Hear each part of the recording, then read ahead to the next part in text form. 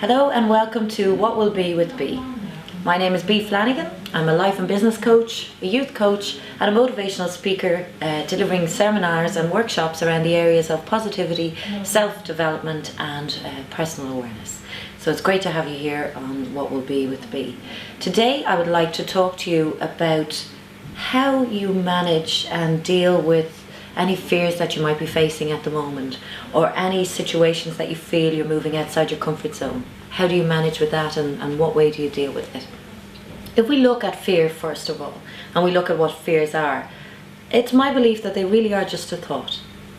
If there's something going through your mind and you're thinking to yourself, I'd be afraid if I did that, or I'd be afraid if something else might say, or I have huge fear over money, or I have huge fear over commitment, or whatever your areas might be that you're feeling fearful. Obviously there's physical fears that we have, like fears of heights, or fears of closed spaces and places, so they would be dealt with more on a physical level. But it's the emotional fears that sometimes can cause us most discomfort. So how do we break through that fear barrier? How do we expand our comfort zone? Think about what fear actually stands for. So if we're looking at the initials, the letters that are in fear, so we have F-E-A-R. I like to use these acronyms when I'm discussing, explaining how to understand some of the feelings that we might have. So when you're in a place of fear, if you're being motivated from a place of fear, and we can be motivated from either a place of fear or a place of love. It is better to come from a place of love, but sometimes we have to come from a place of fear in order to experience that. So if you're in a place of fear and you're looking at it from that perspective, F-E-A-R is really standing for false evidence appearing real, because the fear that you have in your thought hasn't actually occurred. So it is false evidence appearing real.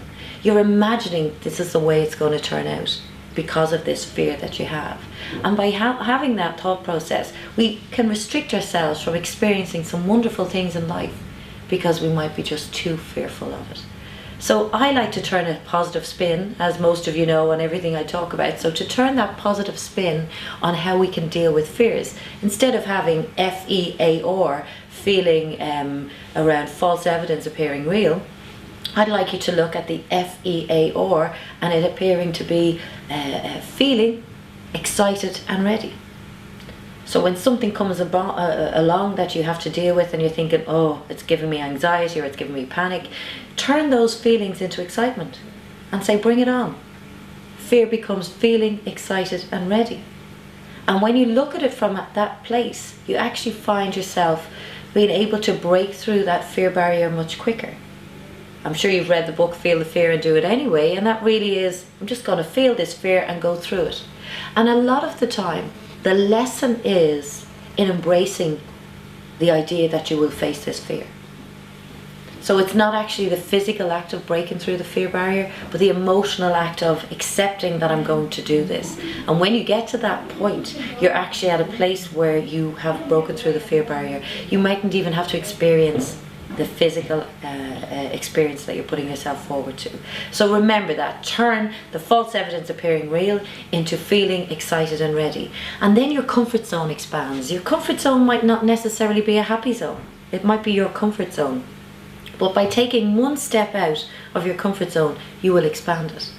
And the beauty about that is your comfort zone is unlimited. You can continue to move outside your comfort zone. You can continue to expand it. So each time your new comfort zone, you then step outside and expand it again. So by facing the fears that are blocking you emotionally, you can actually end up crossing into new experiences, new areas of your comfort zone, and seeing and doing and feeling a lot of wonderful things in your life. Fear can block us on so many levels. So remember to turn it around and change the way that you think by just having a less fearful thought. Instead of thinking, I am afraid, I am not. I'm excited and ready. And embrace every situation and challenge from that perspective.